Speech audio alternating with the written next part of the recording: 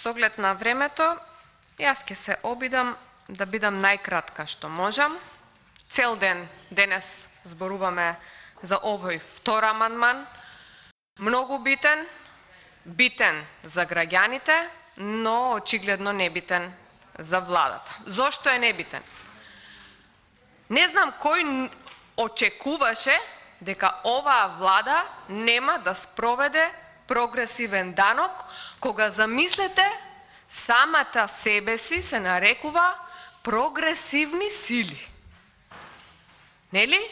Едно време СДСМ излегува дека тие биле прогресивните сили. ДУИ излегува дека тие биле прогресивните сили.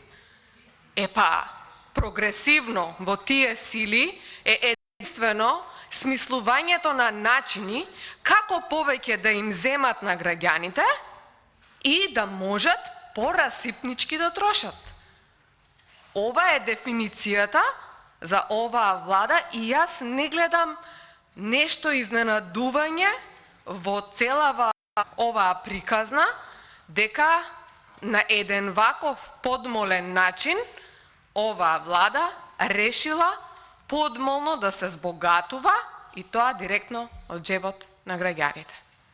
Јас не ми е навистина чудно, ама чудно ми е тоа што вие меѓусебно не можете да се договорите. Никако не можете да ги усогласите ставовите. Практично, еден пратеник кажува нема прогресивен данок, друг пратеник вчера на дебатна емисија кажува законот не стигнал во собрание. Министерот кажува дека мора да се воведат прогресивен данок, директорката на УЈП кажува делумно прогресивен данок. Дајте договорете се. Дајте заменик министер, кажете ни. Кажете ни, ние сме тука и цел ден слушаме денес за овој амандман, каква е таа даночна реформа и колку истата ќе ги кошти граѓаните, ќе ги кошта граѓаните. Колку пари од џебот на граѓаните наредната 2023 година ќе земете? Зашто? Не можете да се оправдувате со инфлацијата. Јас не сум економист, јас сум правник. Ама тоа што добро го знам е дека секоја една држава посакува да има инфлација, затоа што инфлацијата на свој начин носи повеќе пари во џебот на државата, на владата. Ама тоа е за некоја држава која што знае финансиските средства придобиени на еден ваков начин да ги повторно вложи и да ги внесе во спиралата на економијата.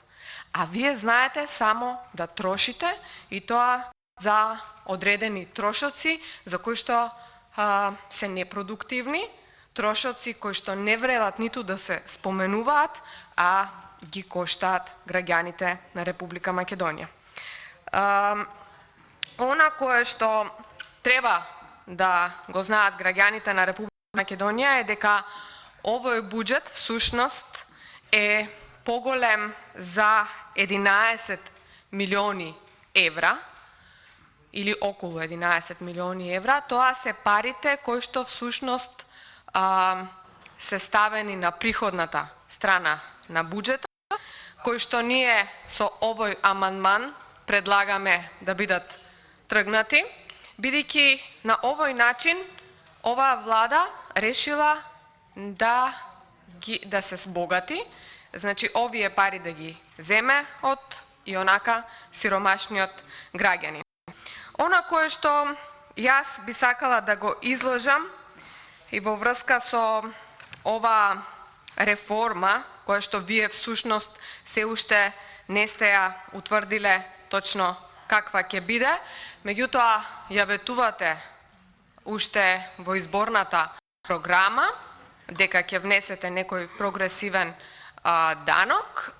Всушност за оваа реформа имало и една јавна дебата која се случувала токму во оваа сала во Собранието на Република Македонија и замислете, од моментот кога ја имало таа дебата, вие чекавте да дојде најтешкиот период за граѓаните, да дојде најголемата криза, да дојде најголемата инфлација, најголемата безпарица и тогаш да удрите по џебот на граѓаните.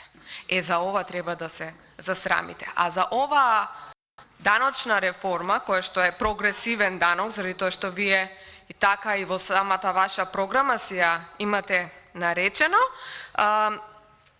била негативно оценета токму на јавната дебата во 2018 година, одржана во оваа сала, а сега ќе ги прочитам и еминентните имиња на професори кои што дебатирале и дискутирале токму на оваа тема, за која што ние денес, повторно, се обидуваме да ве вразумиме. Значи, прв дебатирал Горан Петревски, тоа е професор од Економскиот факултет во Скопје, понатаму Абдулуменав Беџети, Никола Поповски, Петар Гошев, Љупка Илчевска, Маријана Андрик, Ветон Ќоку, Елена Кузмановска, Славко Лазарески, Марија Томева, Васе Ѓоргиевски, Нина Даскалова Старделова, Блажен Малевски, Мила Јосифовска, Благица Петревска, Дона Костуранова, Владимир Ќукановски, веројатно заменик министер, овие имиња и за вас од економската фела значат многу, значат заради тоа што овде има стенограмски белешки. Единствената добра работа во оваа собрание е што чува стенограмски белешки за секој искажан збор од оваа говорница. На истите можеме да се подсетиме и ако некој во меѓувреме сменил одредени ставови. Меѓутоа, кога станува збор економијата е екзактна наука во одредени размери.